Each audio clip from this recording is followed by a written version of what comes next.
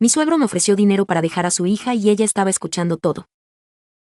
El dinero puede comprar una mansión, un apellido de alcurnia y hasta la voluntad de un juez, pero lo que mi suegro nunca entendió es que hay cosas que no tienen precio porque no están en venta, y que el amor verdadero es el único contrato que no se puede romper con un cheque en blanco.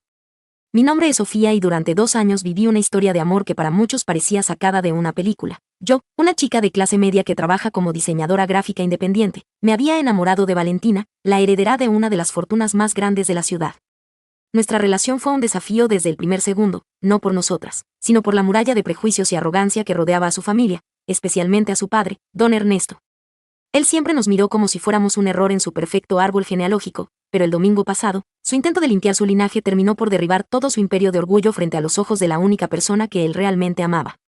Esta es la confesión de cómo un fajo de billetes y una oficina lujosa se convirtieron en la tumba de la relación entre un padre y su hija, y de cómo la libertad sabe mucho mejor que cualquier fortuna manchada de desprecio.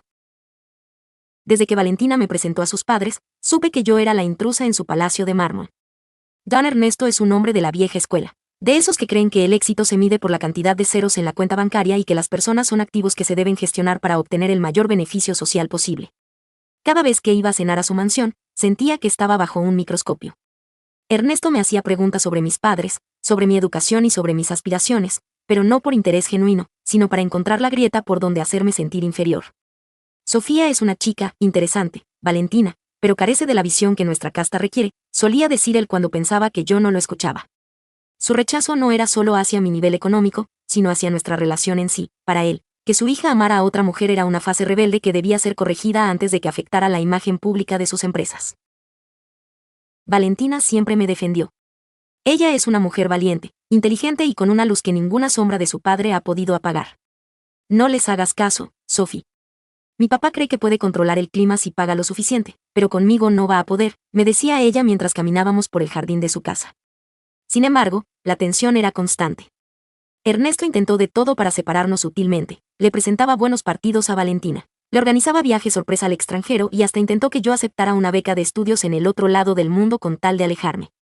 Pero como nada de eso funcionó, decidió pasar a una táctica mucho más directa y cruel, una que solo un hombre que cree que todo tiene un precio podría concebir. El domingo pasado, Valentina y yo fuimos a almorzar a la mansión. Todo parecía extrañamente tranquilo. Don Ernesto estaba inusualmente amable, incluso me ofreció una copa de vino caro y me preguntó por mi último proyecto de diseño.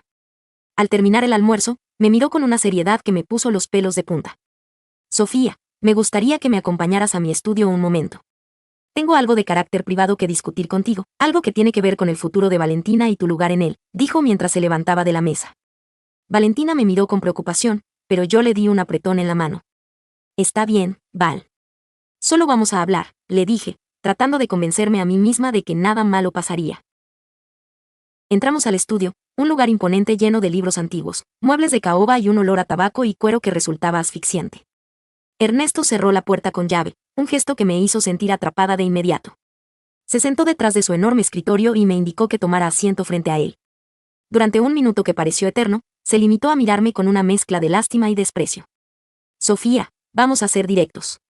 Tú eres una mujer joven, con talento, pero estás fuera de tu liga. Valentina es una joya que necesita un marco de oro, y tú, lamentablemente, eres solo madera común. Ella necesita un esposo que le dé un apellido que pese en los círculos financieros, no una aventura romántica contigo que solo servirá para que la gente hable a sus espaldas. Sentí que la sangre me hervía, pero mantuve la calma. ¿Aventura, don Ernesto? Llevamos 2 años juntas. Nos amamos y planeamos una vida juntas, respondí con la voz firme. Él soltó una carcajada seca, despectiva.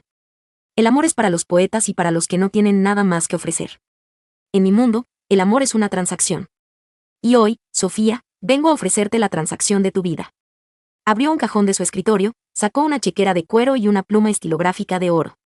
Con una caligrafía impecable, escribió algo en el cheque y lo deslizó hacia mí por la superficie de madera pulida.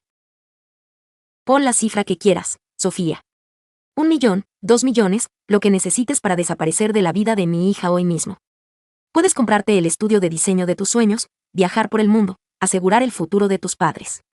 Todo lo que tienes que hacer es firmar un acuerdo de confidencialidad y mudarte de ciudad. Dile a Valentina que ya no la amas, que te cansaste de ella, inventa lo que quieras. Pero déjala libre para que ella pueda cumplir con su destino y casarse con alguien de su nivel. Me quedé mirando el cheque en blanco, sintiendo un asco que me cerraba la garganta. Me sentí como en una película barata de villanos aristocráticos, pero la realidad era mucho más humillante. Él realmente pensaba que yo era tan barata como para vender mi corazón por un fajo de billetes. Lo que Ernesto no sabía, y lo que yo tampoco sospechaba en ese momento, es que Valentina se había olvidado su libro favorito en la biblioteca que estaba conectada al estudio por una puerta oculta tras una estantería falsa. Ella había entrado a buscarlo justo cuando nosotros nos encerrábamos. Debido al silencio absoluto del estudio, Valentina pudo escuchar cada palabra de su padre, cada insulto hacia mí y cada desprecio hacia su propia capacidad de elegir su felicidad. ¿Y si no acepto, don Ernesto?, pregunté, mirándolo fijamente. Él se encogió de hombros con una indiferencia aterradora. Entonces me encargaré de que tu pequeña carrera de diseño termine mañana mismo. Conozco a todos tus clientes, Sofía. Una llamada mía y no volverás a diseñar ni una tarjeta de presentación en esta ciudad. Te hundiré en la miseria y verás cómo Valentina termina dejándote porque nadie soporta vivir con alguien que no tiene donde caerse muerto. Sé inteligente. Toma el dinero y vete con dignidad, o quédate y piérdelo todo. En ese preciso instante, la puerta de la biblioteca se abrió con un estruendo. Valentina entró al estudio con el rostro bañado en lágrimas, pero con una expresión de furia que nunca antes le había visto. Se veía majestuosa, poderosa, como una fuerza de la naturaleza que acababa de ser desatada. Ernesto se puso de pie, pálido como un fantasma, tartamudeando mi nombre. Valentina. ¿Qué haces aquí? ¿Esto es una conversación privada? Privada, papá. Privada para que pueda subastar mi vida detrás de mi espalda, gritó Valentina con una voz que hizo vibrar los cristales del estudio. Se acercó al escritorio, tomó el cheque en blanco y lo miró con un desprecio infinito. Así que esto va algo para ti, ¿verdad? ¿Un par de millones? ¿Crees que soy un objeto que puedes vender para proteger tu estúpido linaje? Miró a su padre a los ojos, y por primera vez en mi vida, vi a Ernesto bajar la mirada, derrotado por la verdad. Valentina rompió el cheque en 1000 pedazos y los lanzó sobre el escritorio como si fuera basura. Prefiero ser pobre y feliz con Sofía, viviendo en un cuarto de 2x2, que seguir viviendo bajo el techo de un hombre que cree que el amor se compra y que las personas son mercancía. No solo me das asco como empresario, papá, me das asco como padre. Hoy te quedas solo con tu dinero, porque para mí, desde este momento, estás muerto. Valentina me tomó de la mano y me sacó del estudio sin mirar atrás. Ernesto intentó seguirnos, gritando su nombre, suplicando que solo quería protegerla, pero ella no se detuvo ni un segundo. Salimos de la mansión bajo la mirada atónita del servicio, nos subimos a mi auto viejo y nos alejamos de esa cárcel de oro para siempre. Esa noche fue la más difícil y a la vez la más liberadora de nuestras vidas. Valentina renunció a su herencia, a su tarjeta de crédito y a todas las comodidades que conoció desde que nació. Se mudó conmigo a mi departamento de una recámara. Al principio fue duro, ella tuvo que aprender a vivir con un presupuesto ajustado, a usar el transporte público y a cocinar cosas sencillas. Pero cada noche, cuando nos sentamos a cenar en nuestra pequeña mesa de madera, la paz que sentimos no se puede comparar con nada. Valentina consiguió un empleo en una galería de arte y yo sigo con mi diseño, trabajando más que nunca pero con la satisfacción de que nadie es dueño de mi integridad.